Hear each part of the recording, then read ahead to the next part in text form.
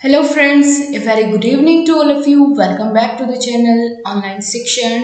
मैं हूं आपके साथ अंजलि बालियान और आप सभी साथियों का स्वागत करती हूं।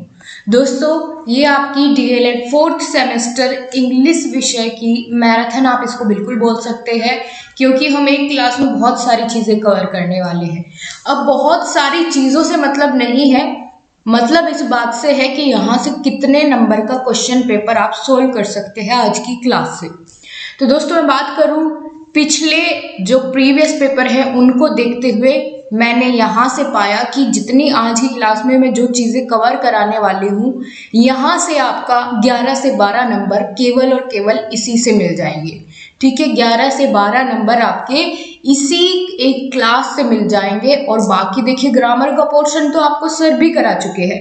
Preposition, composition, tenses, active, passive, ये सभी चीज़ें, कंजक्शन सर ने आपको करा दी है। ग्रामर का पोर्शन बाकी सर एक आध टॉपिक जो भी बचा होगा ग्रामर का, जैसे ट्रांसफॉर्मेशन ऑफ सेंटेंसेस, एक बार मैं करा चुकी हूँ। अगर आपने वो देखा है, हालांकि आपको तभी समझ आ गया होगा, लेकिन एक बार फिर से दोबारा से सर भी कराएंगे transformation of sentences, simple, complex, compound. ठीक है, आपने ये वाली वीडियो नहीं देखी और आप चाहते हैं देखना कि मेरा पढ़ाया हुआ आपको इसमें ज़्यादा समझ आए, तो आप देख लेना। नीचे कमेंट बॉक्स में मैंने लिंक पिन कर दिया है इंग्लिश का, जिसमें ट्रांसफॉर्मेशन ऑफ सेंटेंसेस सिखाया गया है, तो आप उससे बिल्कुल बेनिफिट ले सकते हैं जब तक कि सर की क्लास आए।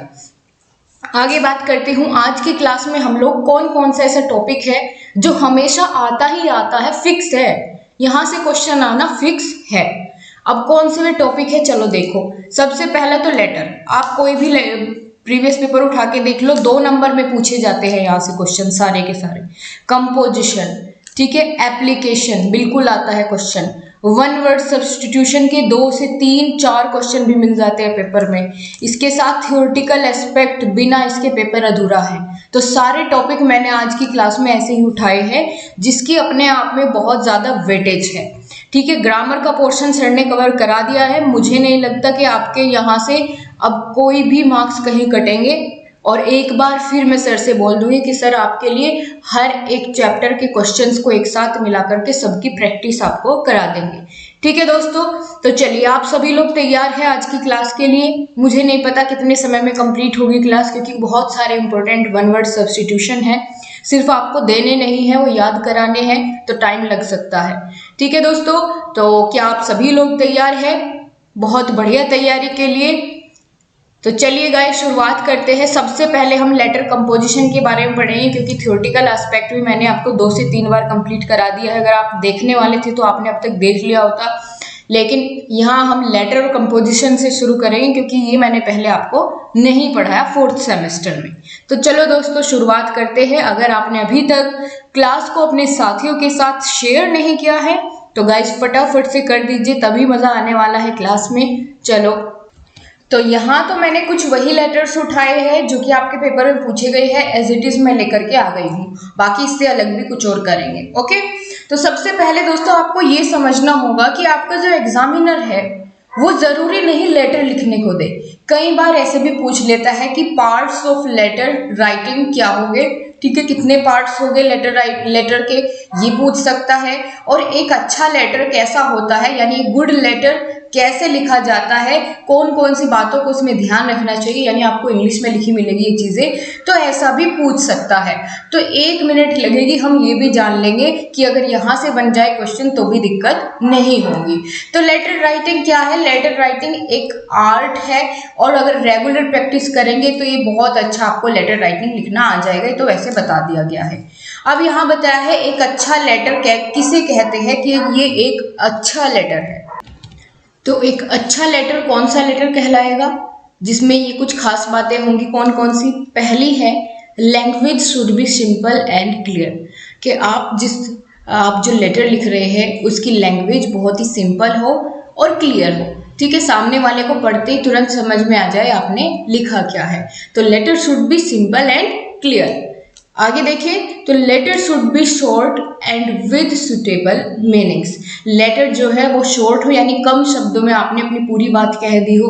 ठीक है, उसका सही वही सटीक मीनिंग निकल रहा हो जो आपने उसमें लिखा है, ठीक है, डबल मीनिंग वर्ड्स का यूज ना किया हो उसमें, तो सुटेबल मीनिंग्स निकले आपके उस लेटर से, और वो बहुत छोटा हो, शॉर्ट हो, ठीक है, ज़्यादा बड़ा नहीं लिखना होता। तो ये दो क्या है, खास बातें हैं या अच्छी बातें हैं जो कि एक लेटर को आप कहते हैं कि गुड बनाएंगी, या एक गुड लेटर राइटिंग में ये चीज़ें होनी चाहिए, ये प्रॉपर्टीज होनी चाहिए। तीसरा है one paragraph having single thing, एक पैराग्राफ में एक ही बात होनी चाहिए, ठीक है। जैसे आप मान करके चलिए कि एक पैराग्राफ है तो उसमें ये ना हो कि यहाँ तक आपने किसी और रिलेटेड बात करी, जैसे आप लिख रहे हैं मैरिज के लिए किसी अपने मित्र को मैरिज में इनवाइट करने के लिए लेटर, तो यहाँ तक तो आपने मैरिज की बात करी, फिर उसके बाद यहाँ से आपने बर्थडे वाला इसी में जोड़ दिया। तो एक पैराग्राफ में एक ही बात या एक ही बात के बारे में जानकारी होनी चाहिए, ठीक है। तो ये लेटर के कुछ 3 प्रॉपर्टीज थी। कौन कौन सी? Language should be simple and clear, भाई जिनको आता है वो जा सकता है, कोई दिक्कत नहीं है। अब जो सीखने के लिए है वही रुके, ठीक है। और बिल्कुल बातचीत नहीं होगी, जिसे सीखना है वो ध्यान से सीखे और कोई फालतू में नहीं चाहिए। तो language should be simple and clear, letter should be short and with suitable meanings, one paragraph having single thing. अब दोस्तों इसके अलावा लेटर के कौन कौन से पार्ट्स होते हैं, तो दोस्तों आपने देखा होगा सबसे ऊपर क्या लिखा जाता है, एड्रेस लिखा जाता है, ठीक है। क्या लिखा जाता है? एड्रेस लिखा जाता है, यानी आप कहाँ भेज रहे हैं ये पत्र, उसका एड्रेस लिखा जाता है। देन सैल्यूटेशन, अगर आप मान के चलिए कि आप अपने किसी टीचर को लिख रहे हैं तो सर और मैम आप लिखते हैं, सैल्यूटेशन उनको देते हैं, ठीक है। फिर बिगनिंग, यानी आप अपने लेटर की शुरुआत करते हैं लिखने की। फिर बॉडी, यानी बीच का वो स्ट्रक्चर, यहाँ आपने डेट वगैरह या जो भी आपका वो है एड्रेस, फिर सर मैम, ठीक है। और यहाँ आपकी लेटर बॉडी हो जाती है जिसमें यानी पूरा सब्जेक्ट मैटर लिखा होता है, आपने किस लिए लेटर लिखा है पूरी जानकारी यहाँ बीच में होती है। फिर एंड होगा और उसके बाद सब्सक्रिप्शन, यानी यहाँ फिर आप अपनी जानकारी देंगे। तो ये लेटर राइटिंग के कुछ पार्ट्स है, ठीक है। क्या क्या? Address, salutation, beginning, body, end और सब्सक्रिप्शन, ठीक है। ये 6 पार्ट्स होते हैं लेटर राइटिंग के। कौन कौन से? Address, salutation, beginning, body, end और सब्सक्रिप्शन। चलो तो सबसे पहले दोस्तों हम यहाँ देखेंगे, write a letter to your friend congratulating him on his success in BTC exam, यानी यहाँ ये आपके लिए इनफॉर्मल लेटर है। कैसे पता चला इनफॉर्मल लेटर है? दोस्तों 2 तरह के लेटर होते हैं, एक तो फॉर्मल, एक इनफॉर्मल, ठीक है। जो लेटर है वो 2 तरह के होते हैं, फॉर्मल और इनफॉर्मल, औपचारिक और अनौपचारिक। ये क्या है? फॉर्मल कौन सा होता है, इनफॉर्मल कौन सा? तो फॉर्मल लेटर वो होता है जो आप किसी अधिकारी को, ठीक है, या किसी टीचर को या इस तरह से फॉर्मली लिखते हैं, या किसी बिजनेस पार्टनर को। ये लेटर कौन से होते हैं? फॉर्मल लेटर, ठीक है, जिसमें आप अपने पर्सनल बातें नहीं शेयर करते, अपने या पर्सनल रिलेशंस नहीं रखते जिनसे, ठीक है।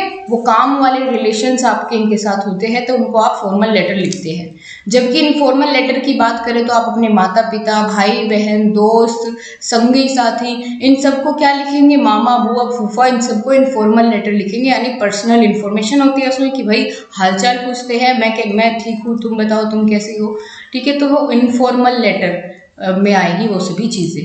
तो इसीलिए मैंने यहाँ पहचान बताई आपको कि यहाँ किसका नाम लिखा है? फ्रेंड का, कि भाई फ्रेंड को लेटर लिखना है उसे कॉन्ग्रेचुलेट करने के लिए।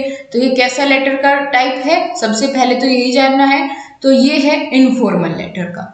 अब दोस्तों इसमें जो आपका ये लेटर का फॉर्मेट दिया गया है, तो आप देखिए इधर यहाँ पर। तो चलिए सबसे पहले देखेंगे कि एक लेटर को लिखने का परफॉर्मा क्या होता है। दोस्तों सबसे पहले तो आपको लिखना होता है एड्रेस, जैसे कि आप यहाँ देख पा रहे हैं, ये एड्रेस लिखना होता है। अगर आपके पेपर में एड्रेस दिया गया है क्वेश्चन में, तो आपको वही एड्रेस लिखना है। लेकिन अगर एड्रेस नहीं दिया गया है तो आप अपनी तरफ से कुछ भी बना करके यहाँ एड्रेस लिख दीजिएगा, ठीक है। इसमें कोई इतनी बड़ी बात नहीं है। अगर क्वेश्चन में दिया होगा तो क्वेश्चन वाला लिखना है, ठीक है। अगर नाम भी दिया गया है कि किसको लिखना है, तो वही नाम यूज़ करना है फिर। लेकिन अगर ये इन्फॉर्मेशन नहीं दी गई है, सिर्फ सब्जेक्ट बताया है कि किस बारे में लेटर लिखना है, तो फिर आप अपनी तरफ से यहाँ कुछ भी लिख देना, सब सही माना जाएगा। ठीक, अब एड्रेस लिखने के बाद आपको एक लाइन छोड़ के आगे से कंटिन्यू करना है और यहाँ आपको सैल्यूटेशन करना है, यानी जिसको आप लेटर लिख रहे हैं उसका नाम यहाँ लिखना है। ठीक है, डियर राजन या माय डियर राजन, या जो अगर पेपर में कोई नाम दिया गया है, ठीक है, मान लीजिए सीमा दिया गया है तो माय डियर सीमा, ऐसे इस तरीके से। नहीं तो अगर नाम नहीं दिया है तो आप अपने अकॉर्डिंग जो नाम यहाँ लिखना चाहे वो नाम लिख देना। इसके साथ ही आगे बढ़ेंगे तो फिर यहाँ आपको उसको कॉन्ग्रेचुलेट करना है, क्योंकि कॉन्ग्रेचुलेशन के लिए ही तो लेटर लिख रहे हैं। तो सबसे पहले आपको वही यहाँ सब्जेक्ट मैटर लिखना है। ठीक है, या शुरुआत में ऐसा भी लिख सकते हैं कि भाई मैं आशा करता हूँ आप सभी अच्छे होंगे या तुम अच्छे होंगे। ठीक है, तो शुरुआत कैसे करेंगे देखो, congratulation on your passing the BTC examination in the first division, यानी उसने फर्स्ट डिवीज़न से पास किया है BTC एग्जामिनेशन में। तो सबसे पहले यही लिखा, फिर लिखा my joy knew no bounds when I saw your roll number in the list of first division in list which is founded in diet Maharajganj. यहाँ कुछ भी नाम लिख देना, कोई दिक्कत नहीं है। यहाँ कहा गया है कि मेरी खुशी का ठिकाना नहीं रहा जब मैंने देखा कि उस रोल नंबर की लिस्ट में सबसे ऊपर फर्स्ट डिवीज़न में तुम्हारा नाम लिखा हुआ था, तो मेरी खुशी का ठिकाना नहीं रहा। अब इसके बाद यहाँ आप और भी ऐड कर सकते हैं थोड़ा सा। क्या चीज़ ऐड करेंगे, अगर मैं उसकी बात करूँ कि आप इसमें थोड़ा सा और ऐड कर लिए तो ज़्यादा अच्छा लगेगा। आप यहाँ इसके बाद लिख सकते हैं कि I am proud of you, my parents are also very happy to hear of your grand success, है ना। इस तरीके से कि भाई मुझे भी तुम पर बहुत गर्व है और मेरे पेरेंट्स भी बहुत खुश है तुम्हारी इस सक्सेस के बारे में सुन करके। Your success is really remarkable. तो ऐसे थोड़ा सा यहाँ और भी आप ऐड कर दीजिएगा थोड़ा सा, ठीक है, तभी तो एक लेटर अच्छा लगेगा। तब उसमें उसको यहाँ एक बार कॉन्ग्रेचुलेशन बोल के अपनी थोड़ी सी और खुशी जाहिर करनी पड़ेगी आपको, ठीक है। फिर उसके बाद आप लिखेंगे please convey my regards to your parents and love to Anita and Nirmal, ये इनके भाई बहन हैं, ठीक है। यहाँ बताया है कि अपने माता पिता को मेरा नमस्कार कहना, ठीक है। और कॉन्ग्रेचुलेशंस वंस अगेन लास्ट में बोल करके फिर विद बेस्ट विशेस, और यहाँ लास्ट में आप सिंसियरली नहीं लिखेंगे, योवर्स लविंगली, ठीक है। यहाँ आप लविंगली लिखेंगे तो ज़्यादा अच्छा रहेगा, क्योंकि आपने यहाँ अपने दोस्त को लिखा है ना कि किसी ऑफिसर को, ठीक है। तो यहाँ आप लविंगली लिख देना, योवर लविंगली, और यहाँ आपको लिख देना है अपना नाम। और हालांकि पेपर में कई बार ऐसा बोलता है एग्जामिनर कि अपना नाम आपको लेटर में कहीं भी नहीं लिखना है, यानी अपनी पर्सनल इन्फॉर्मेशन नहीं लिखनी है। तो यहाँ अगर आप XYZ भी लिख देंगे तो भी कोई दिक्कत नहीं है, या किसी और का नाम लिख देंगे तो भी कोई दिक्कत नहीं है, लेकिन आपको यहाँ अपनी पर्सनल इन्फॉर्मेशन नहीं लिखनी होती कि आप कौन है, कहाँ से है, ठीक है। अपना एड्रेस आप नहीं लिखेंगे। समझ में आई बात। तो ये बहुत सिंपल सा होता है, आपका 2 नंबर यहाँ से पक्के हो जाते हैं। 2 नंबर का प्रश्न हमेशा पूछा जाता है आपसे, क्या ध्यान रखना है, बस फॉर्मेट का ध्यान रखना है कि आपको सबसे ऊपर लिखना है एड्रेस, उसके बाद सैल्यूटेशन जिसको बोलते हैं कि माय डियर सिस्टर, ठीक है, माय डियर ब्रदर, अगर भाई को लिख रहे हैं उसका अगर नाम दिया गया है तो my dear Rajan, my dear Ram, इस तरीके से। फिर उसके बाद उसको जिस टॉपिक पर लेटर आपको लिखने के लिए कहा गया है तो उसके बारे में लिखना है फिर आपको, ठीक है, बिल्कुल। फिर उसके बाद में बेस्ट विशेस देते हुए और लास्ट में इसको एंड करना है, एंड देन योर लविंगली, यहाँ नाम XYZ। ये हो गया पहला परफॉर्मा लेटर का। अब एक और देखते हैं। यहाँ एक लेटर लिखना है आपको अपने फ्रेंड को इनवाइट करने के लिए अपनी सिस्टर की शादी में, ठीक है। आपकी सिस्टर की शादी है और आप उसको इनवाइट करना चाहते हैं अपने फ्रेंड को शादी में, तो उसके लिए यहाँ लेटर लिखना है कि भाई वो शादी में आए, शादी को अटेंड करे। तो वही सेम परफॉर्मा 2-3 पर आपकी प्रैक्टिस करवा देती हूँ मैं। तो सेम परफॉर्मा 1-2 बार आप लिख करके देखें खुद से तो बहुत अच्छा रहेगा। सेम परफॉर्मा सबसे ऊपर एड्रेस, फिर उसके बाद आपके दोस्त का नाम जिसको आप लेटर लिख रहे हैं, ठीक है, डियर करके लिखें क्योंकि आपके फ्रेंड को आप लेटर लिख रहे हैं, ठीक है। उसके बाद फिर यहाँ अपनी खुशी जाहिर करते हुए आपको उसको इन्फॉर्म करना है कि मेरी बहन की शादी है और किस डेट को शादी है ये मेंशन करना है, और प्लेस भी मेंशन करना है, यानी कहाँ वो शादी अटेंड करने के लिए आएगा। अगर यहाँ आप प्लेस भी मेंशन कर देंगे तो और अच्छा रहेगा, ठीक है। तो क्या लिखा है, I am glad to inform you that the marriage of my younger sister, यहाँ नाम लिख दिया इन्होंने, has been settled. The marriage ceremony will take place on, date लिखना नहीं भूलना है अगर आप मैरिज वाला लेटर लिख रहे हैं, ठीक है। आप बुला रहे हैं तो पता तो होना चाहिए किस डेट को आना है उसको। You are requested to come and attend the ceremony, please try to come at least 1 week before, 1 हफ्ते पहले कम से कम शादी में ज़रूर आ जाना, so that I may get your help and enjoy your company, कि भाई थोड़ी सी मेरी भी मदद हो जाओ, बहन की शादी है, थोड़ा पहले आना, ठीक है, मेरी हेल्प भी हो जाएगी और दोनों मिलके खूब इन्जॉय करेंगे। You with best regards to your parents and love to your youngest brother, फिर यहाँ योर सिंसियरली की जगह लविंगली लिखना फिर से, और यहाँ नाम लिख देना है आपको अपना, ठीक है। ये पूरा हो गया आपका दूसरा परफॉर्मा। यहाँ आपने शादी के लिए लेटर लिखा तो आपको ऐसे लिखना है, कोई बड़ी बात नहीं है। आगे बात करेंगे, यहाँ आपको लिखना है लेटर, इनफॉर्मल लेटर ही है, फ्रेंड्स, अपने फ्रेंड को लिखना है, किस लिए, अपने बर्थडे में बुलाने के लिए, ठीक है। अपने बर्थडे में बुलाने के लिए आपको लेटर लिखना है। तो जैसे आपने मैरिज का लिखा सेम ऐसे ही आपको बर्थडे का लिखना है, बस जहाँ आपने वहाँ मैरिज लिखा होगा वहाँ आप यहाँ पर बर्थडे कर लेना, ठीक है।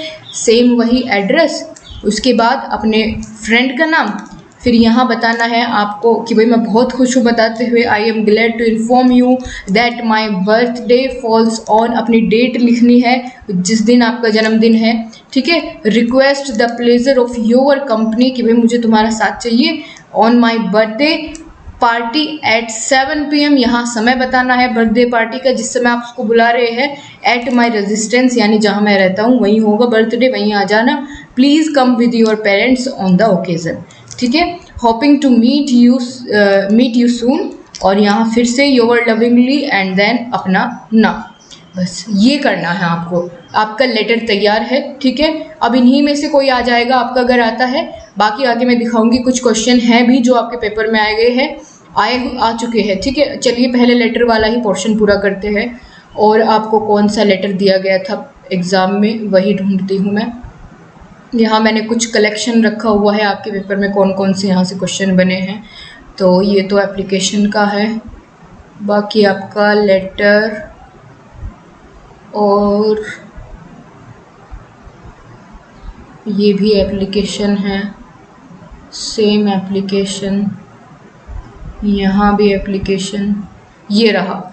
ये देखो, ये आपका इस वाले लेटर में क्या बताया गया है, फ्रेंड को इनवाइट करना है to attend the marriage of your brother और सिस्टर। ये तो सेम हो गया कि आपको अपने फ्रेंड को शादी में इनवाइट करना है, वही सेम है, ठीक है। थोड़ा सा चीज़ें यहाँ पर चेंज कर दी गई है लिखने में, वो आप अपने शब्दों में कुछ भी लिख सकते हैं, इसमें कोई दिक्कत वाली बात नहीं। बस आपको परफॉर्मा याद रखना है कि भाई कहाँ क्या लिखना है, ठीक है। आप एड्रेस कहाँ लिखेंगे, इस तरीके से आपको थोड़ा सा ध्यान रखना होगा।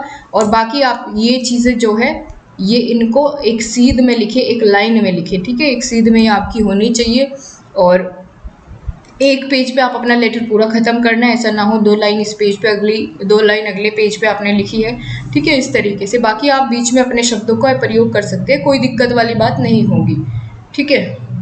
तो यहाँ आपका ये तो कंपोजिशंस आ गई है, वही थे आपके लेटर। चलो वे लेटर वो उतने ही हैं जितने मैंने यहाँ पर शो किए हैं, इनमें से ही आपके एग्ज़ाम में पूछा गया है, ठीक है, कि फ्रेंड्स की मैरिज में इनवाइट करने के लिए अपने फ्रेंड को अपने भाई बहन की शादी में बुलाने के लिए।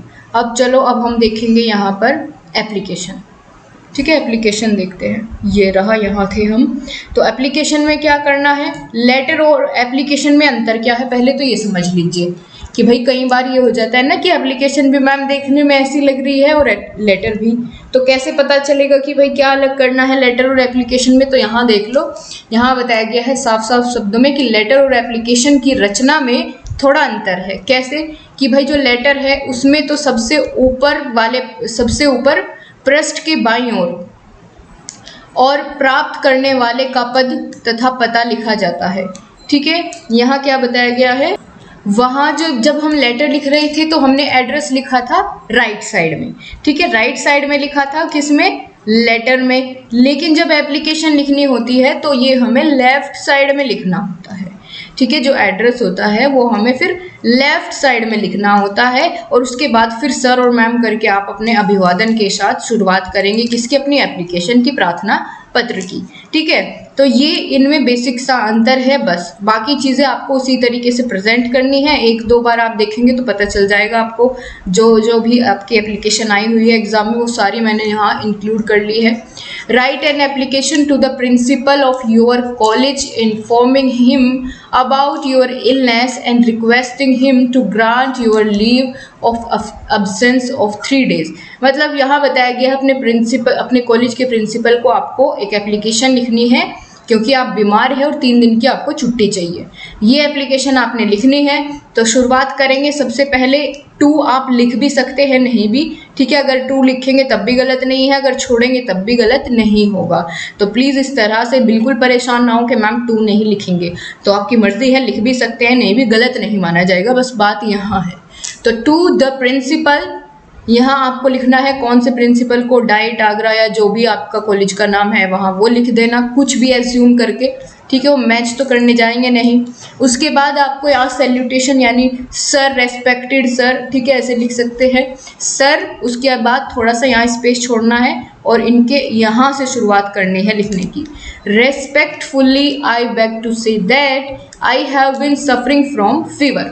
बताया कि भाई सर मुझे बुखार हो रहा है, फीवर सिंस लास्ट नाइट से मुझे फीवर हो रहा है। The doctor had advised me to take 3 days rest, और डॉक्टर ने मुझे सलाह दी है कि तुम्हें 3 दिन तक आराम करना चाहिए। ये एप्लीकेशन तो आपने बहुत लिखी होगी बचपन में। तो आई देयरफॉर रिक्वेस्ट यू, ये आपको नेक्स्ट लाइन से ही शुरू करना है और इसी सीध में। ठीक है, यहाँ से नहीं, ये आपको नेक्स्ट लाइन से शुरुआत करना है। यहाँ नहीं लिख सकते आप, यहाँ नहीं लिख सकते, इसके आगे यहीं से शुरुआत करना होगा नेक्स्ट फ्रेश लाइन से। I therefore request you to grant me 3 days leave of absence from today, या डेट भी लिख सकते हैं, from this date to this, इस तरीके से डेट भी लिख सकते हैं अगर आप चाहे तो ये यहाँ बताया गया है। फिर उसके बाद थैंकिंग यू, और यहाँ डेट डाल देनी है। फिर इस तरफ आप लिखेंगे योर ओबीडियंटली। ठीक है, राइट साइड, नीचे राइट साइड में लिखना है योर ओबीडियंटली, और यहाँ अपना नाम या XYZ लिख देना, क्योंकि अपनी पर्सनल इन्फॉर्मेशन आपको इनमें नहीं देनी होती। तो ये एक एप्लीकेशन का परफॉर्मा है, सब में ऐसे ही फॉलो करना है आपको। देख लीजिए हर एक में यही परफॉर्मा मिलेगा, भले ही अंदर कुछ भी है, जो सब्जेक्ट मैटर है इसमें चेंज करना होता है बस। बाकी ये एक एड्रेस देख लीजिए आप, आपको क्या लिखना है, और यहाँ तो बस बाकी बीच की सेम रहने वाली है चीज़ें कि भाई टॉपिक के अकॉर्डिंग बदल जाएगी। देखो जैसे आप BTC 2019 से पूछा गया है, write an application to the principal of your institution for sick leave. Sick leave के लिए एप्लीकेशन लिखनी है और बताया गया है do not write your personal detail, कि आपको यहाँ अपनी पर्सनल डिटेल्स नहीं लिखनी है। ठीक है, तो इसका मतलब यहाँ आप कुछ भी एज्यूम करके किसी का नाम वगैरह लिख सकते हैं, लेकिन अपनी नहीं लिखनी, या फिर खाली जगह छोड़ के XYZ जहाँ आपकी डिटेल भरनी है वहाँ लिख सकते हैं। ठीक है, तो चलिए शुरू करें। सबसे पहले वही टू द प्रिंसिपल, यहाँ कॉलेज का नाम और एड्रेस। उसके बाद इसकी सीध में 2 की बिल्कुल सीधा क्या होना चाहिए, सर। आगे शुरुआत करेंगे पहले की तरह ही, वही same process. Respectfully I beg to say that I have been suffering from fever since last night, the doctor had advised me to take 3 days rest. वही सेम ऊपर वाली एप्लीकेशन डिट्टो यहाँ आपको देखने को मिल रही है और आपके पेपर में पूछी गई है। फिर वही इधर ही लिखेंगे थैंकिंग यू और डेट, देन इधर योर ओबीडियंटली XYZ। आगे बात करेंगे तो write an application to the principal of your college requesting him to grant you fee concession, यानी यहाँ आपको फीस माफ़ी के लिए एप्लीकेशन लिखनी है और बताया गया है do not write your name and address, अपनी पर्सनल इन्फॉर्मेशन आप यहाँ नहीं लिखेंगे। और पेपर में आया हुआ प्रश्न है, एग्जाम में ज़्यादातर आपको मना की जाती है कि अपना नाम और एड्रेस ना लिखे, आप यहाँ कुछ और लिखें। ठीक है, तो चलो वही सेम प्रोसेस, बस यहाँ फी कंसेशन का एक सब्जेक्ट मैटर चेंज होगा, बाकी चीज़ें वही रहेगी। टू द प्रिंसिपल, यहाँ कॉलेज का नाम, एड्रेस, सर मोस्ट रेस्पेक्टफुली या रेस्पेक्टफुली यहाँ से शुरू करेंगे, कोई दिक्कत नहीं है। I beg to say that I come from very poor family, पहले आपको रीज़न देना है कि फ़ी कंसेशन क्यों करानी है, ठीक है। तो यहाँ बताया कि मैं बहुत गरीब परिवार से बिलोंग करता हूँ या करती हूँ। My father is a peon in private firm, मेरे पिताजी क्या है, पियोन है। He gets a meagre salary of ₹3000 per month, उनकी सैलरी जो है इतनी है, बहुत कम है। He has large family to feed, और उनका हमारा परिवार जो है क्या है, बहुत बड़ा है, और सैलरी बस इतनी सी है। ही इज़ अनेबल टू पे माई फीस, वो मेरी फीस देने में सक्षम नहीं है। I request you very humble to grant me full feeship, यानी मेरी पूरी फीस माफ़ कर दी जाए, मैं पढ़। इसके साथ साथ अगर ये भी लिखना चाहे शुरुआत में ऊपर कि मेरी अब आप कह सकते हैं कि अपना रिकॉर्ड यहाँ लिख सकते हैं कि जैसे मैंने पिछली बार भी क्लास में टॉप किया था, मैं पढ़ना चाहता हूँ, इस तरीके से थोड़ा सा जानकारी आप लिखेंगे तो और भी अच्छा रहेगा, ठीक है। फिर यहाँ लिखना है I request you very humbly to grant me full freeship, ठीक है, यानी बिल्कुल यहाँ मुझे फ़ी कंसेशन दिया जाए, मुझे छूट दी जाए और पढ़ने का आगे मौका दिया जाए, मैं फ़ी पे नहीं कर सकता, ठीक है। उसके बाद वही थैंकिंग यू डेट, इधर your obediently.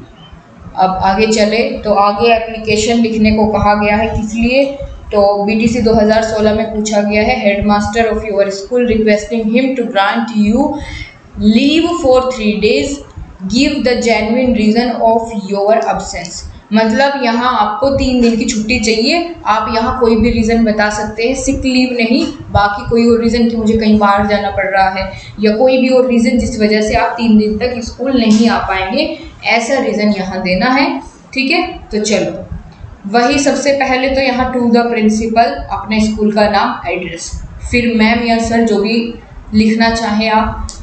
Respectfully I beg to say that my sister wedding is going to take place, यहाँ डेट बता दी कब से कब तक शादी है, यहाँ इसने रीज़न दिया है कि 3 दिन में इसलिए नहीं आऊँगा क्योंकि मेरी बहन की शादी है, ठीक है। तो यहाँ डेट लिख दी, किस डेट से किस डेट तक नहीं आ पाएंगे, नीचे लिखी so I requested to grant me 3 days leave from 23 जुलाई से 25 जुलाई तक, ठीक है, 2020 या 21 जो भी यहाँ आप समय चल रहा है आप लिखेंगे। देन थैंकिंग यू और योर ओबीडियंटली, फिर वही सेम अपना एड्रेस, यहाँ कौन सी क्लास के बच्चे हो तुम, रोल नंबर वगैरह, अपना अपना नाम, ठीक है, ये चीज़ हो गई। तो यहाँ रीज़न खुद से लिखना था आपको, यहाँ रीज़न नहीं दिया गया है क्वेश्चन में, बस छुट्टी कहा गया है कि छुट्टी के लिए लिखनी है। यहाँ बताया गया है write an application to the principal of your college for changing the subject, यानी आपने सब्जेक्ट चूज़ किया है, अब आपको अपना सब्जेक्ट बदलना है। जैसे मान लीजिए 11th में आप स्ट्रीम चुनते हैं तो आपको वहाँ चेंज करना है, आपने कॉमर्स में ले लिया तो आपको साइंस साइड में जाना है, या साइंस में ले लिया तो आपको कॉमर्स चूज़ करना है, तो यानी अपने सब्जेक्ट चेंज कराने हैं, उसके लिए आपको यहाँ एप्लीकेशन लिखनी है।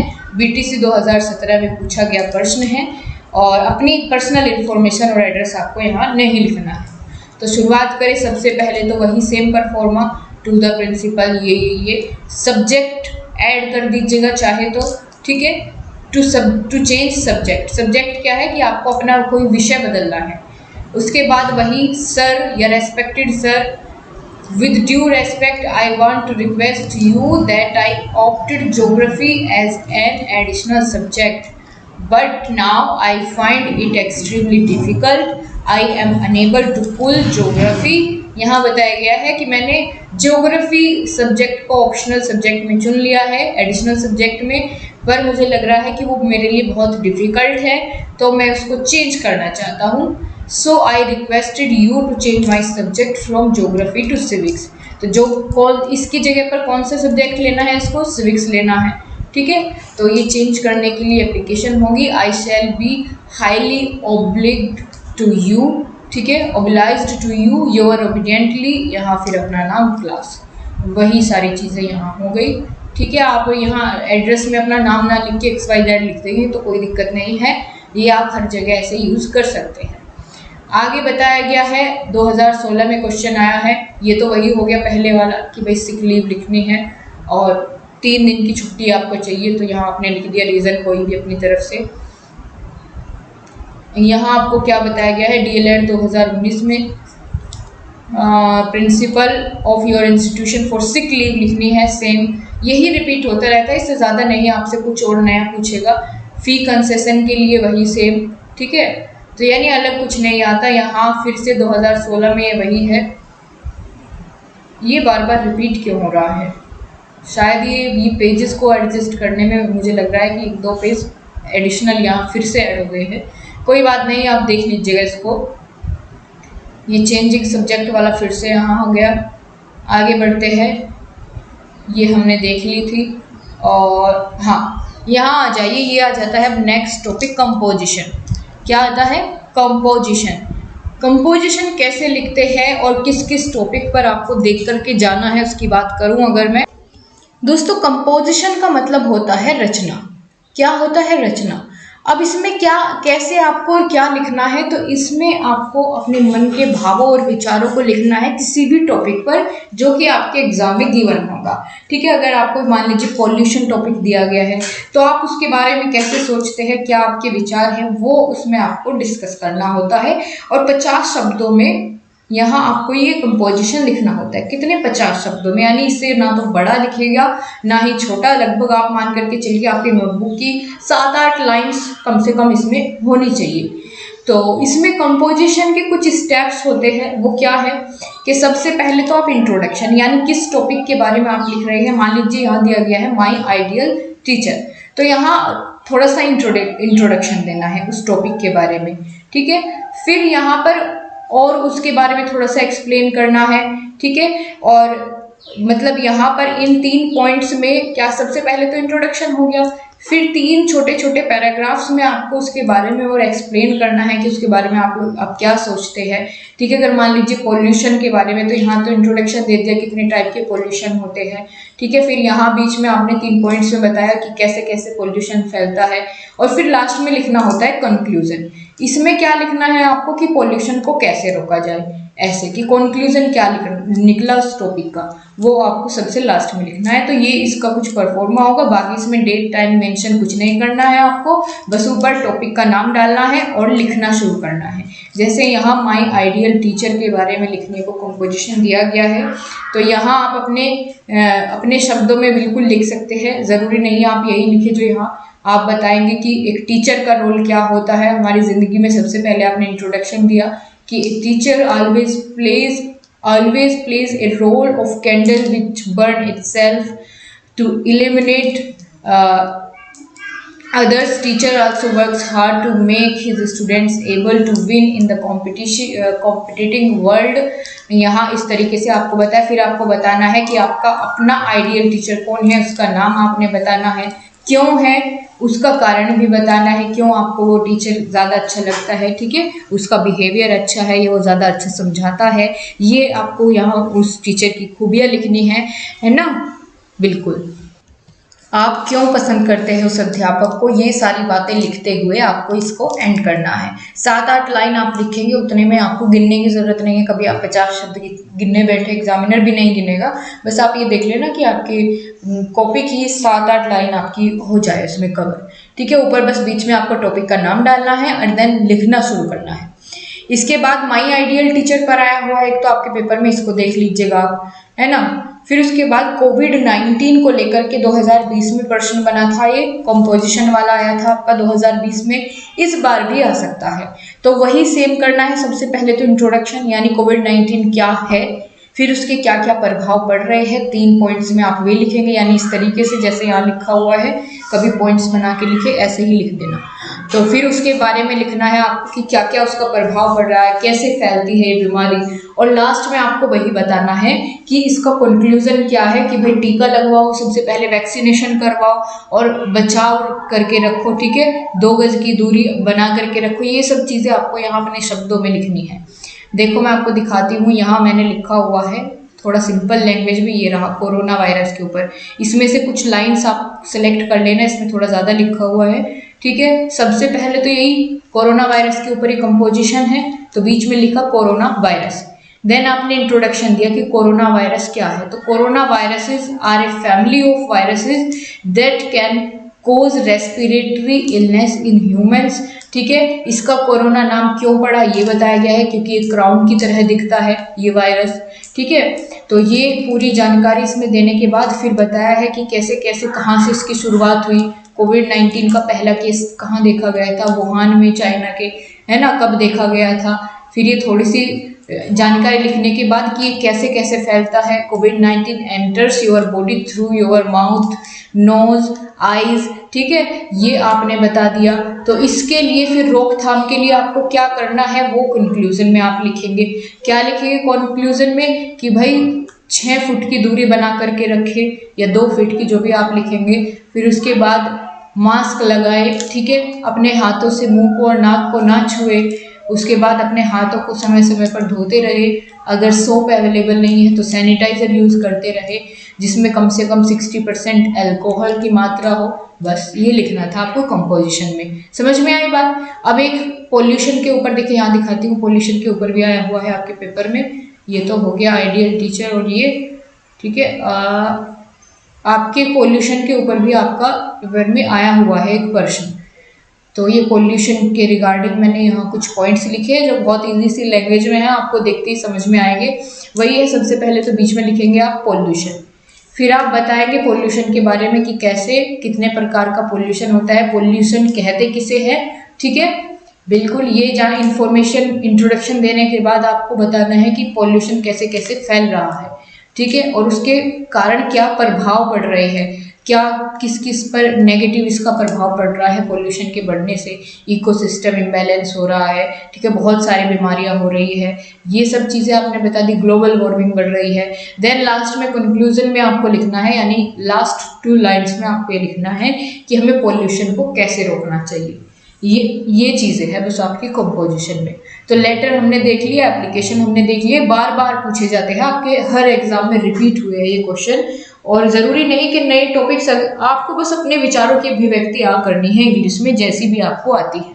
ठीक, बिल्कुल ज़्यादा इसके चक्कर में नहीं पड़ेंगे। आपको बस परफॉर्मा ध्यान रखना है कि लेटर का क्या है। लेटर में हम राइट साइड जो है एड्रेस लिखते हैं, लेकिन जब एप्लीकेशन लिखे तो लेफ्ट साइड में लिखते हैं वही चीज़ें। ठीक है, परफॉर्मा क्या है वो ध्यान रखना है, बाकी बीच में आपको अपने शब्दों में ही इसको लिखना होता है। इसके साथ ही हम दोस्तों आगे बढ़ेंगे। हमने लेटर राइटिंग और कंपोजिशन 3 टॉपिक्स देख लिए हैं। बिल्कुल हो सकता है कि आपको एज इट इज क्वेश्चंस मिल जाए। तो लेटर देख लिया, कंपोजिशन देख लिया, एप्लीकेशन देख लिया। अब वन वर्ड सब्स्टिट्यूशन देखते हैं। कुछ इंपॉर्टेंट वन वर्ड सब्स्टिट्यूशन की लिस्ट मैंने आपको पहले भी दी हुई थी, और उनमें से कुछ मैं आपको याद करा चुकी हूँ, जो बाकी बचे हैं उनको अभी करते हैं। ठीक है, तो जो मैंने आपको पहले एक बार याद कराए हुए थे वो रिवीजन कराते हुए आगे की चीज़ें आपको याद कराऊंगी। और जिन्होंने मेरी क्लासेस नहीं देखी है, जो बच्चे नहीं देख पाए, वो यहाँ से एक बार जब मैं रिवाइज कराऊंगी तो तभी आप इसको अच्छे से सुन लें। ठीक है, तो कैसे पूछे जाते हैं वन वर्ड सब्स्टिट्यूशन क्या होता है। यहाँ आपको एक सेंटेंस दे दिया जाता है, उसके लिए आपको एक शब्द लिखना होता है, यानी एक सेंटेंस के लिए आपको एक, कहते हैं ना वाक्यांश के लिए एक शब्द, वो तो हिंदी में पढ़ा होगा तो वही है इंग्लिश में, कि पूरे सेंटेंस की जगह फिर आपको उससे रिप्लेस करना होता है एक वर्ड से। जैसे आपके पेपर में पूछा जाएगा इस तरीके से, ये सेंटेंस देगा आपको एक, और आपको उसकी जगह फिर ये इसका आंसर करना होगा। ये वन वर्ड सब्स्टिट्यूशन होता है। अब चलिए देखते हैं कुछ बहुत ही इंपॉर्टेंट मैंने यहाँ मेंशन किए हुए हैं। A plane figure with 6 sides and angles.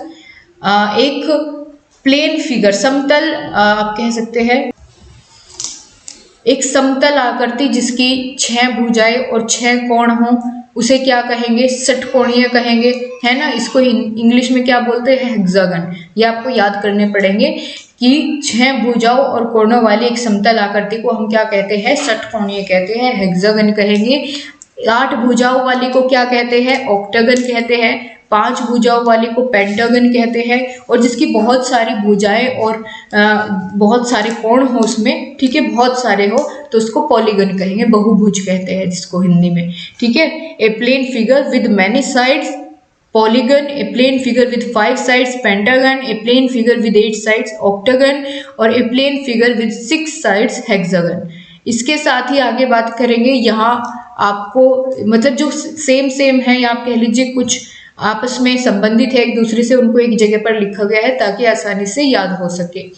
जैसे यहाँ देखिए, that which happens once in a year, वह जो साल में एक बार है उसको क्या कहते हैं, सालाना। जैसे आपकी सालाना परीक्षा होती है, एनुअल एग्जाम्स होते हैं, ठीक है। 100th एनिवर्सरी को हम क्या कहते हैं, सेनेटरी कहते हैं, ठीक है, सेंटर नहीं कहते हैं, सेंचुरी नहीं होगा, यहाँ इसकी स्पेलिंग थोड़ा सा ध्यान रखिएगा, CENTENARY, ये इसकी स्पेलिंग होगी। उसके बाद yearly return of the date of an event, यानी सालगिरह जो उसी दिन उसी डेट को रिपीट होकर के आए, उसी डेट को, वो इवेंट क्या कहलाता है, सालगिरह कहलाता है, एनिवर्सरी कहलाता है।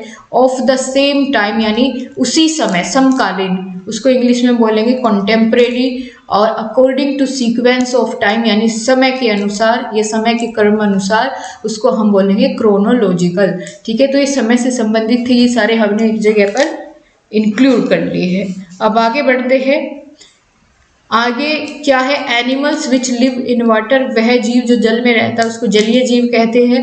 जलीय को इंग्लिश में क्या कहेंगे, एक्वेटिक, ठीक है।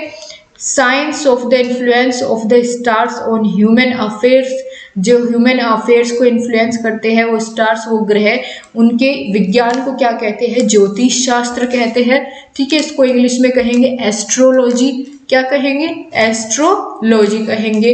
Science of universe with sun moon stars and planets, यानी खगोल में जितने भी हमारे क्या है, सूरज, चांद, तारे हैं और ग्रह है, इन सब का विज्ञान या अध्ययन क्या कहलाता है, खगोल विज्ञान कहलाता है, जिसको हम एस्ट्रोनॉमी बोलते हैं।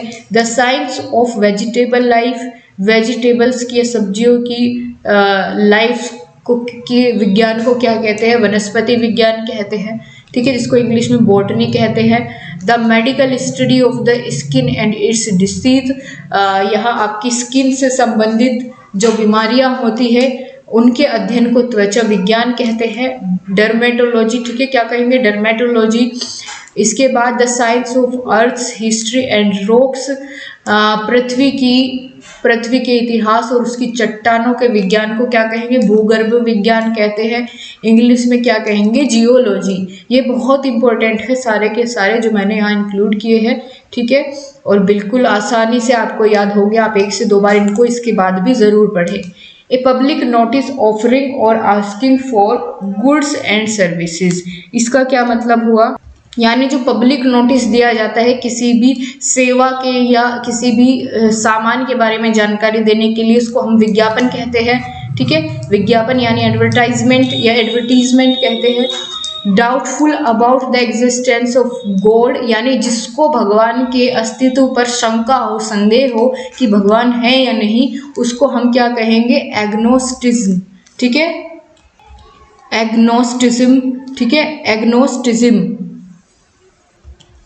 एग्नोस्टिसिज्म। तो थोड़ा सा इसका स्पेलिंग पर आपको ध्यान रखना है, एग्नोस्टिसिज्म, ठीक है, AGNOSTICISM, जो ईश्वर के अस्तित्व पर शंका रखता हो, या doubtful about the existence of God.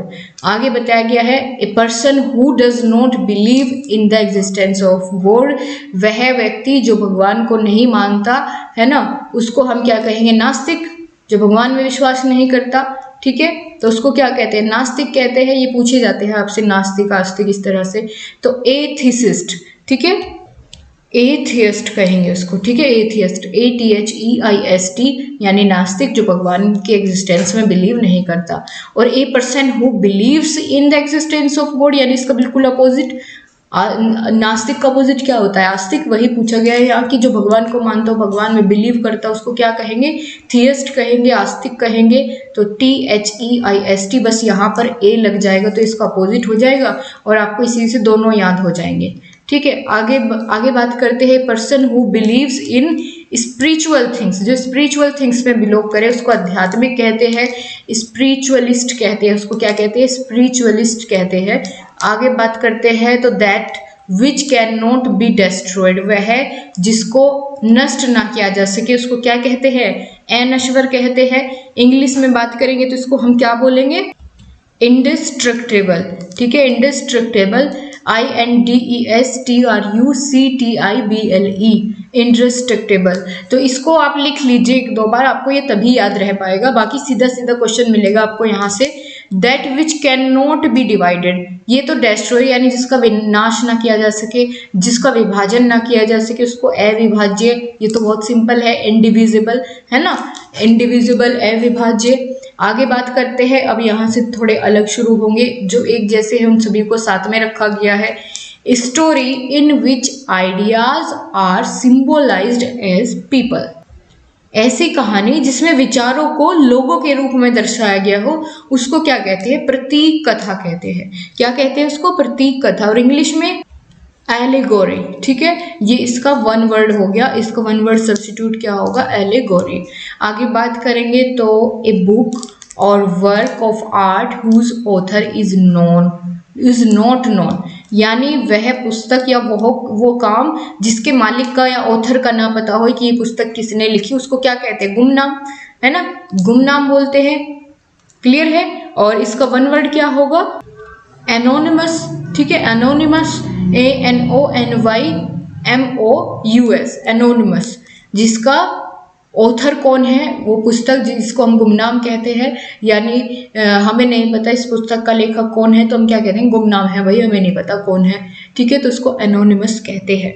आगे बात करेंगे, एक सेंटेंस दिया गया है, the life history of a man written by himself, अपनी जीवन कथा अपने आप लिखना। ठीक है, जो अपने आप लिखी हो उसको क्या कहते हैं, आत्मकथा या आत्मजीवनी कहते हैं।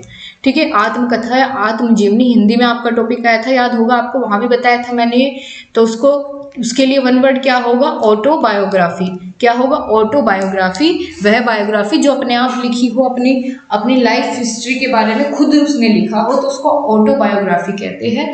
और the life history of a man written by someone else, जो किसी दूसरे ने लिखी हो। ठीक है, उसको क्या कहते हैं, उसको जीवनी कहते हैं, यानी बायोग्राफी कहते हैं। और खुद लिखी हो तो ऑटोबायोग्राफी, और किसी अन्य ने लिखी हो उसके बारे में तो वो बायोग्राफी कहलाएगी।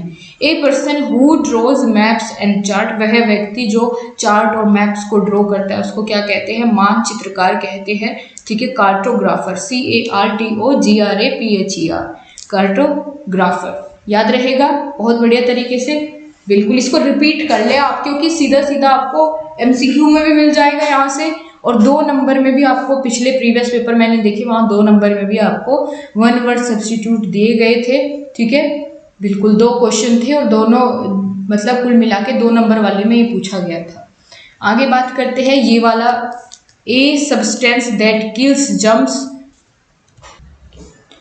वह पदार्थ जो जीवाणुओं को या कीटाणुओं को मारता है उसको क्या कहेंगे, a substance that kills germs, वह पदार्थ जो कीटाणुओं को मारता है या जीवाणुओं को मारता है तो क्या बोलेंगे, जीवाणुनाशक या कीटाणुनाशक। इसके लिए वन वर्ड क्या होगा, a substance that kills germs, germicide. ठीक है, GERMICIDE। Animal which feeds on vegetation, क्या है, animal which feeds on vegetation, वह जो शाकाहारी भोजन लेते हैं। ठीक है, बिल्कुल उसको शाकाहारी कहते हैं। और वन वर्ड क्या होगा, हार्बिवोरियस। ठीक है, ये तो आप पहले से जानते हैं, बस आपको थोड़ा सा ध्यान रखना है कि इसके लिए सेंटेंस कैसा दिया जाएगा, आपको कैसे पहचानना है। Things which contains elements of different nature, ऐसी चीजें जिनमें डिफरेंट टाइप ऑफ आप कह सकते हैं डिफरेंट टाइप नेचर के एलिमेंट्स होते हैं, तत्व होते हैं, ऐसी चीजें जिनमें विभिन्न प्रकृति के तत्व होते हैं उसको हम क्या कहते हैं, विषम कहते हैं। विषम यानी हेट्रोजीनियस, हेट्रोजीनियस। शाकाहारी को हार्बिवोरियस। ठीक है, हेट्रोजीनियस जो अलग अलग प्रकृति के तत्व अगर एक ही चीज में है। ठीक है, आगे बताया गया है things which contains of same nature, ये तो था डिफरेंट नेचर की चीजें जब एक ही एक चीज में बहुत सारे अलग अलग प्रकृति के तत्व हो, और अगर एक चीज में सेम नेचर के तत्व हो उसको क्या बोलेंगे, उसको होमोजीनियस बोलेंगे। ठीक है, होमोजीनियस और हेट्रोजीनियस दोनों आपको पता चलिए, जिसमें सेम हो तो होमो, और डिफरेंट टाइप ऑफ नेचर हो एलिमेंट्स का तो हेट्रोजीनियस। ठीक है, आगे बात करेंगे, a sound that can not be heard, वह आवाज जो सुनाई ना दे उसको क्या कहेंगे, इनऑडिबल। इनऑडिबल, जो सुनाई ना दे, इनऑडिबल। ठीक है, तुम्हारी वॉइस इनऑडिबल है, मुझे सुनाई नहीं दे रही, तुम क्या कह रहे हो। That which can not be compare, जिसकी तुलना न की जा सके उसको क्या कहते हैं हम, अतुल्य कहते हैं, यानी इनकम्पेरेबल। ठीक है, इनकम्पेरेबल तो बहुत आसान है, बस आपको समझना है। विच कांट बी बिलीव, जिस पर विश्वास न किया जा सके उसको क्या कहते हैं, अविश्वसनीय। और इंग्लिश में अगर बात करें इसके लिए वन वर्ड क्या होगा, इनक्रेडिबल। ठीक है, जिस पर विश्वास ना किया जा सके, which can not be believed, उसको क्या कहेंगे, इनक्रेडिबल कहेंगे। आगे, a person who is unable to pay his debts, वह व्यक्ति जो अपना डेब्ट्स या उधार ना चुका पा रहा हो, या आपके पेपर में भी पूछा जा चुका प्रश्न है। तो एक वह व्यक्ति जो अपने कर्ज का भुगतान करने में असमर्थ हो, ठीक है, उसको क्या कहेंगे, दिवालिया, क्योंकि वो अपने कर्ज का भुगतान नहीं कर पा रहा है तो दिवालिया है। इंसोल्वेंट, ठीक है, इंसोल्वेंट इसको कहते हैं, बिल्कुल। आगे बात करेंगे तो अगला है one who speak many foreign languages, वह व्यक्ति जो एक से ज़्यादा या बहुत सारी भाषाओं में बात कर सकता है, बोल सकता है, उसको क्या कहेंगे, बहुभाषाविद कहेंगे।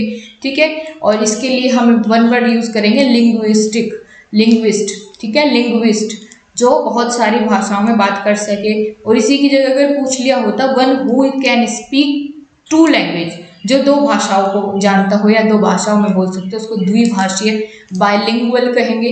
ठीक है, ज़्यादा जानता हो तो लिंग्विस्टिक, और दो जानता हो तो बायलिंगुअल। याद रहेगा, ज़्यादा फॉरेन लैंग्वेजेस को जानता हो तो बहुभाषीय लिंग्विस्टिक, और जो केवल दो को जानता हो वो द्विभाषीय यानी bilingual.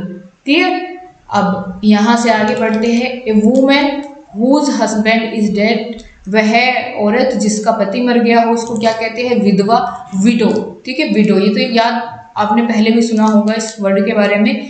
A man whose wife is dead, और वह आदमी जिसकी पत्नी मर गई हो उसको क्या कहेंगे, विधुर। ठीक है, विडोवर, उसको बोलते क्या है, विडोवर, बिल्कुल। अगर जिसका हस्बैंड मरा हो विधवा, उसको बोलेंगे विडो, और विधुर है तो विडोवर। ठीक है, one who possesses many talents, many talents, वह व्यक्ति जिसकी बहुत सारी प्रतिभाएं हैं या कई प्रतिभाएं हैं जिसके अंदर, उसको क्या कहते हैं, बहुमुखी कहते हैं। ठीक है, वर्सेटाइल कहते हैं, बहुमुखी उसको बोलते हैं। याद रहेगा, one who possesses many talents, उसको क्या कहेंगे, वर्सेटाइल कहेंगे। Person who does not speak too much, वह व्यक्ति जो ज़्यादा ना बोलता हो उसको क्या कहेंगे, अल्पभाषी कहते हैं भाई, जो कम बोलता हो। ठीक है, उसको अल्पभाषी कहेंगे। तो इसके लिए वन वर्ड क्या होगा, रेटिसेंट। ठीक है, RETICENT, अल्पभाषी जो बहुत कम बोलता हो या मौन रहता हो, चुप रहता हो, ऐसे भी कह सकते हैं। ठीक है, person who does not speak too much, उसको क्या कहेंगे, रेटिसेंट कहेंगे।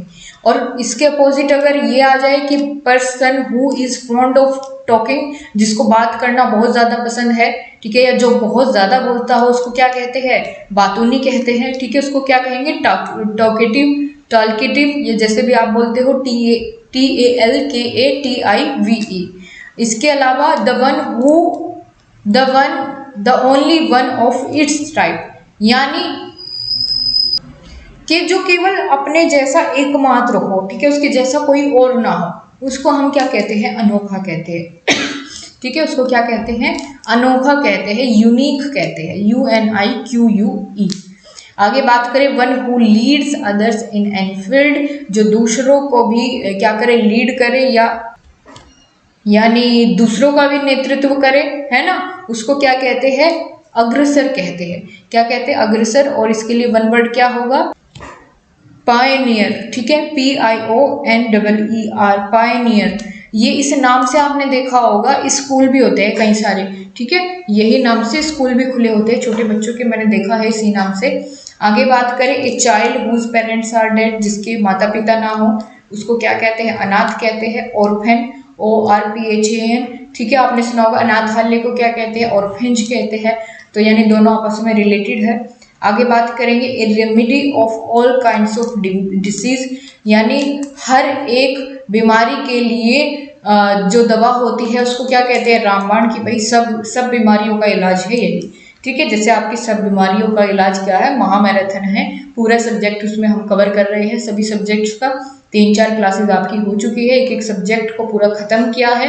बहुत बेनिफिशियल आपकी क्लासेस है, लिंक डिस्क्रिप्शन में और कमेंट बॉक्स में। आपने नहीं देखी है, आप अभी जुड़े हैं चैनल से, तो जरूर देख ले, आपका बहुत भला हो जाएगा उससे, ठीक है। तो रामबाण यानी पैनेसिया, इसको हम क्या बोलते हैं, पैनेसिया बोलते हैं, PANACEA, रामबाण यानी a remedy of all kinds of disease. आगे बात करेंगे area of land almost surrounded by sea, वह भूमि का वह हिस्सा जो कि लगभग समुद्र से घिरा हुआ हो, उसको क्या कहते हैं, प्रायद्वीप कहते हैं, पेनिनसुला कहते हैं, पेनिनसुला कहते हैं, ठीक है। प्रायद्वीप जिसको बोलते हैं पेनिनसुला, PENINSULA। आगे बात करें तो that can be perceived by the senses, यानी जिसको इंद्रियों के द्वारा प्राप्त किया जा सके, है ना, उसको इंद्रिय गोचर कहते हैं। तो इंग्लिश में अगर बात करें इसके लिए वन वर्ड क्या होगा, प्रिसेप्टेबल, PERCEPTIBL, प्रिसेप्टेबल, ठीक है, इंद्रिय गोचर, that can be perceived by the senses. बस इसके अलावा आपको जरूरत नहीं है, बहुत सारे हो गए और सारे के सारे अपने आप में बहुत इंपॉर्टेंट है गाइस। बहुत टाइम लगा इनको छांट करके सेलेक्ट करके आपके लिए लिखने में, तो इनको ज़रूर बहुत अच्छे से कर ले और आई होप आपको ये बहुत सही तरीके से अब याद भी हो गए होंगे।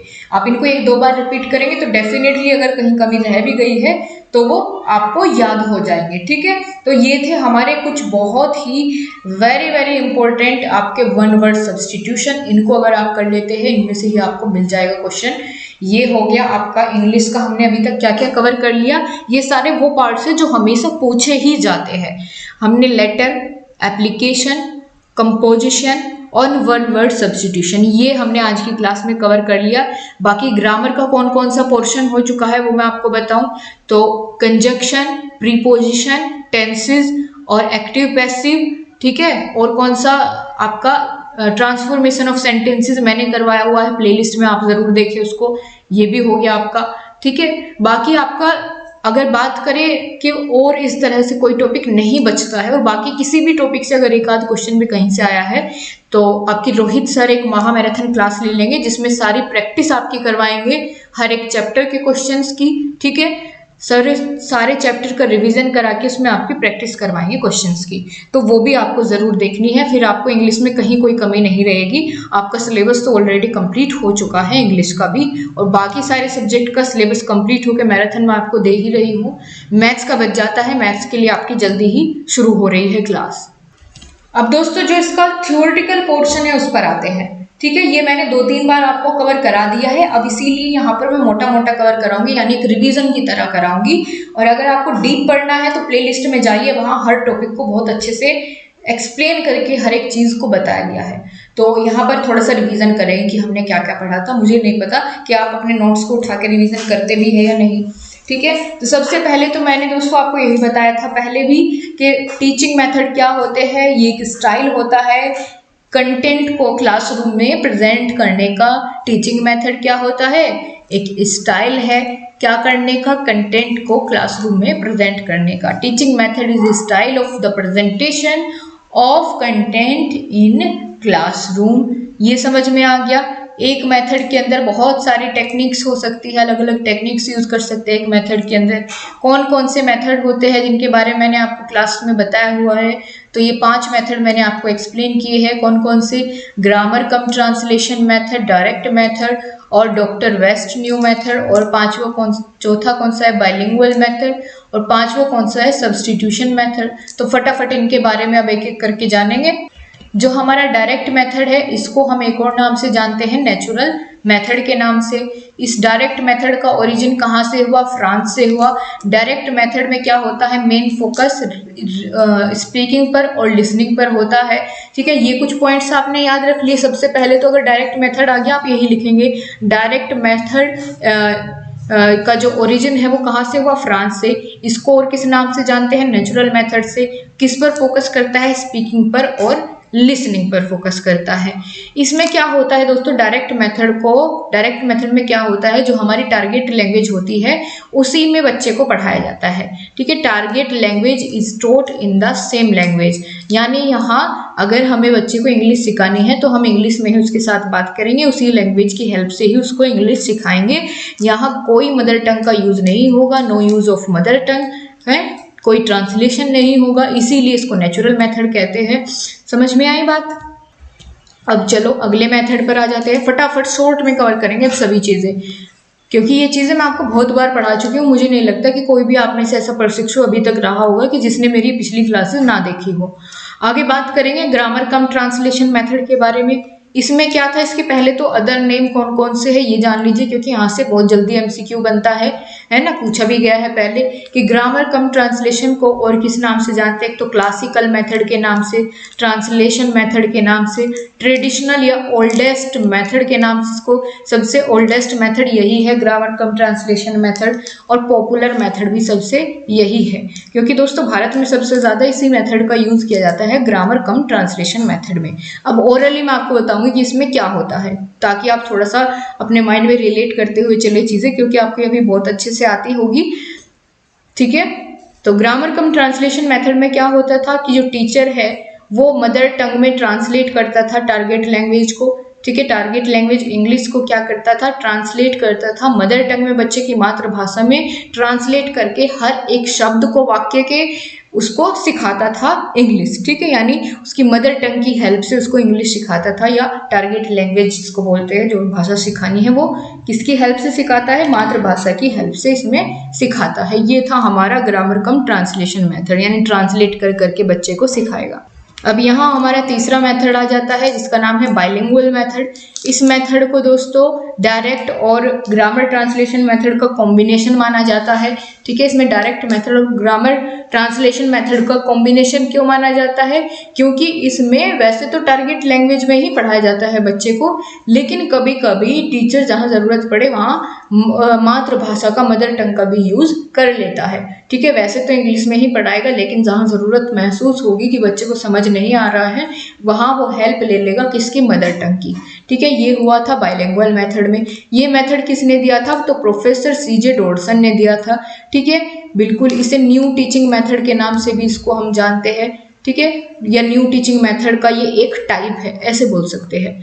तो ये बाइलिंगुअल मेथड मिडवे की तरह काम करता है ओल्ड मेथड और न्यू मेथड्स के बीच में। ठीक है, डायरेक्ट और ग्रामर ट्रांसलेशन के मेथड के बीच में कॉम्बिनेशन का काम करता है। किसने दिया, प्रोफेसर सीजे डॉडसन ने।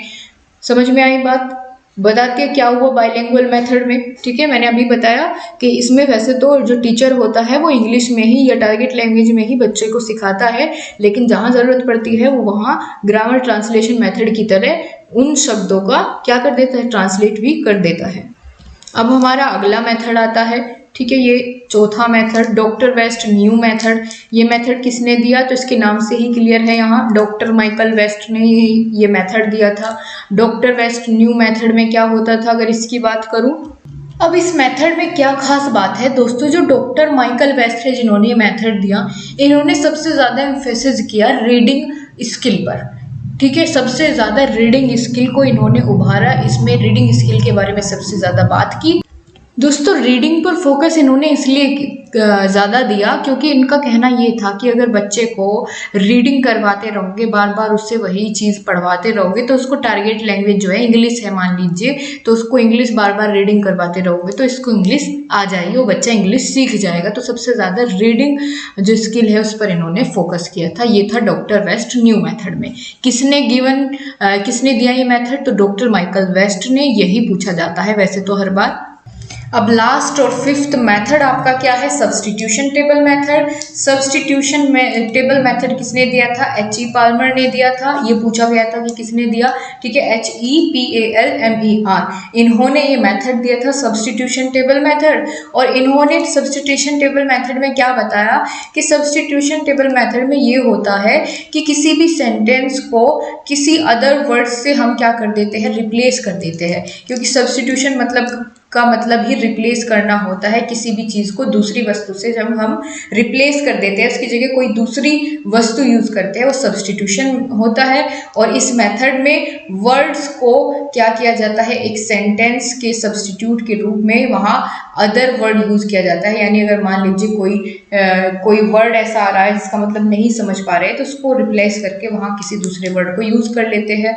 ठीक है, in this method words of one sentence are substituted by other words। तो दूसरे वर्ड्स वहाँ यूज कर सकते हैं, उनको रिप्लेस करके। सब्स्टिट्यूशन टेबल मेथड में आपको बताया गया था। अब कुछ अप्रोचेस की भी बात मैंने आपसे की थी पहले, ये समझाए हुए हैं आपको, ठीक है, जिनमें स्ट्रक्चरल अप्रोच, कम्युनिकेटिव अप्रोच, ये सब आते हैं। तो थोड़ा सा इनके बारे में भी जान लीजिए। स्ट्रक्चरल अप्रोच में क्या था, तो इसमें जो इंग्लिश सिखाई जाती थी उसके लिए एक पैटर्न फॉलो किया जाता था, एक स्ट्रक्चर फॉलो किया जाता था इंग्लिश सिखाने के लिए। जैसे मान लीजिए हमें सिखाने हैं टेंस सिखाने हैं, सेंटेंस की फॉर्मेशन बतानी है कि भाई सेंटेंस कैसे लिखते हैं, तो आप बताएंगे उसमें सबसे पहले सब्जेक्ट आना चाहिए, फिर वर्ब आनी चाहिए, फिर ऑब्जेक्ट आना चाहिए। इस तरीके से इसका एक क्या है, स्ट्रक्चर है, पैटर्न है। तो इसमें स्ट्रक्चरल अप्रोच में ये था आपका। बाकी कम्युनिकेटिव अप्रोच में बात करें तो इसमें क्या कहा गया था कि communicative approach is important for teaching English as a foreign language, और सेकेंड लैंग्वेज सिखाने के लिए बहुत इंपॉर्टेंट मेथड है। क्यों, इसमें क्या किया जाता है, क्योंकि कम्युनिकेटिव अप्रोच पर स्पीकिंग पर ज़्यादा फोकस किया जाता है और बच्चे को ज़्यादा प्रैक्टिस कराई जाती है। ठीक है, उसको ग्रामेटिकल रूल्स के नीचे दबाया नहीं जाता, इनहिबिटेड नहीं किया जा सकता, लेकिन उसको क्या किया जाता है, प्रैक्टिस कराई जाती है, जिससे कि उनका प्रोनाउंसिएशन भी इम्प्रूव हो जाता है। ये था हमारा कम्युनिकेटिव अप्रोच में, यानी इसमें कम्युनिकेशन या स्पीकिंग पर ज़्यादा जोर दिया जाता है, जिससे कि बच्चा फ्लुएंटली बोले और बिना हिचक के बोले। तो ये कम्युनिकेटिव अप्रोच में था। फिर आता है दोस्तों सिचुएशनल अप्रोच। सिचुएशनल अप्रोच किसने दिया, हारोल्ड पाल्मर और ए.एस. हॉर्न्सबाय, इन्होंने इसको इन्वेंट किया था, इस अप्रोच को, सिचुएशनल अप्रोच को। इसमें क्या था, सिचुएशनल अप्रोच में एक सिचुएशन दी जाती थी बच्चे को और फिर बच्चे उस पर क्या करते थे, अपने थॉट्स को प्रेजेंट करते थे। ये आपका सिचुएशनल अप्रोच में होता था। फिर दोस्तों उसके बाद लास्ट अप्रोच जो आता था आपका ड्रिल अप्रोच। ड्रिल अप्रोच में क्या था, इसको शॉर्ट रिविजन करा रहे हो, फास्ट रिविजन आप एक तरह से समझ सकते हैं।